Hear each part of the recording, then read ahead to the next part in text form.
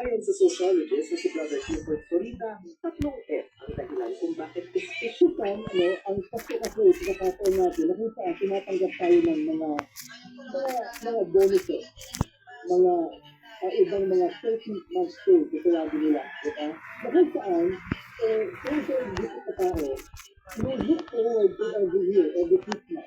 Kasi nga, di ka tinatanggap ng extra kita o extra pera. So we use the Christmas season to gather together. We have the finances, we have the time, and we have the reason where we can gather together. Hindi rin daw basta-basta kaya ang haba ng Pasko natin. Nahilig daw talaga ang mga Pilipino sa countdown dahil paraan natin ito ng paghahanda ng sarili. In the 100-day countdown, para pag-ibig Christmas ticket, without the rush. Being with family, friends, and the experience of our kids. Ito ang unang balita gano'n tinungko para sa GMA Integrated Group. Sa halagang 899 pesos, nakapag-box all you can na ng mga prutas at gulay ang mga kapuso natin.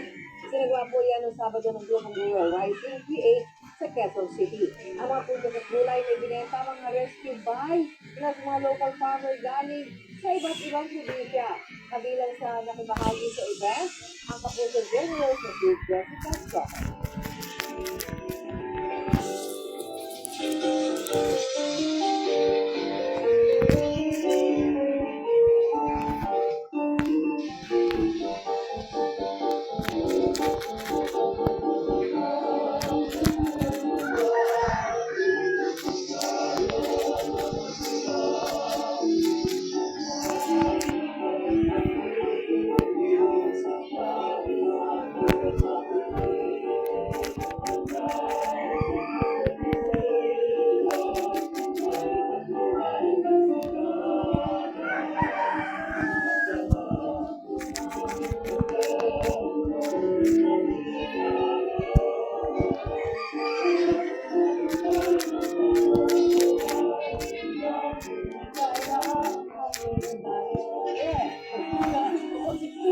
Nag-enjoy tayo na kaya. Unang araw ng September talaga mapapasabi ka na lang ng Bukas sana, paborito ng aking mga ulat. Merry Christmas and Happy New Year. Yung wish niyo po ay talaga centered pa rin sa pamilya niyo dahil gusto mo makapagatot ng masarap na handa pagdating ng Pasko at bagong taon. Bakit? Bati muna pa kayo na naman. binabati ko lahat ng mga labarangka at mga taga-Cavite. Hello! Magandang umaga!